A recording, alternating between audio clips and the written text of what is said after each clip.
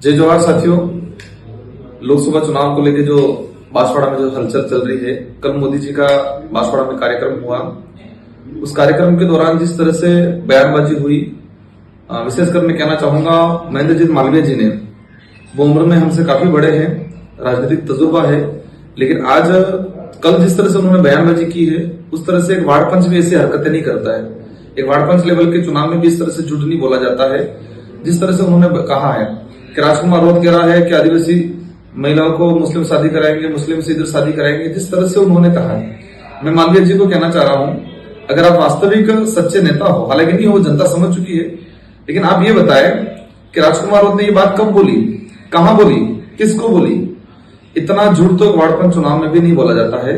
इस लेवल के झूठ, इस लेवल के सभा में, इस लेवल का लीडर मोदी जी के कार्यक्रम में इस तरह से झूठ बोला है। आपने नहीं पता, आपको नहीं पता है कि आपने क्या किया है। आपने पूरे आदिवासी समाज की बहन बेटियों पे अंगुली उठाई है।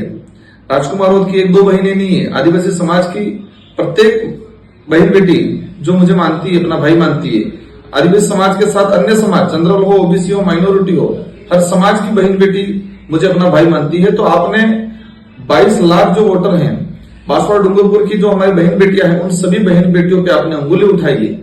आप अपने राजनीतिक रोटियां सेकने के लिए बहन बेटियों की इज्जत पे अंगुली उठा रहे हो आप, लेकिन आप ये भूल गए कि बहन बेटियां समझदार हैं और इस बार इस चुनाव में आपको सबक सिखाएगी। आपने नहीं बताया।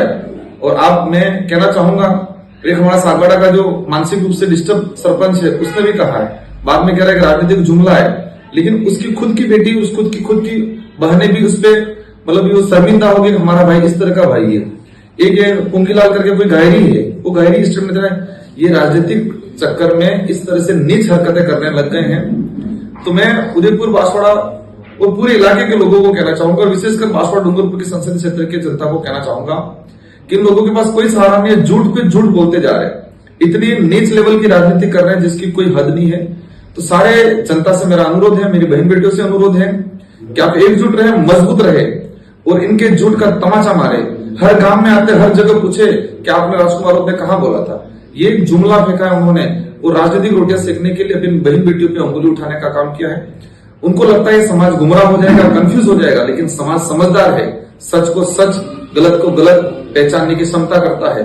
आपके झूठ की जो जुमलाबाजी है चलने वाली नहीं है। आपको सच्चाई के साथ देना है। एक झूठ फैला के ये आक्रोश पैदा करके लोगों को कंफ्यूज करने की कोशिश कर रहे हैं।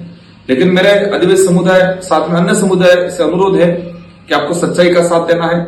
इस तरह की झूठी राजनीति करने वाले लोगों से दूर रहना है। धन्यवाद, आभार, जय जवाहर।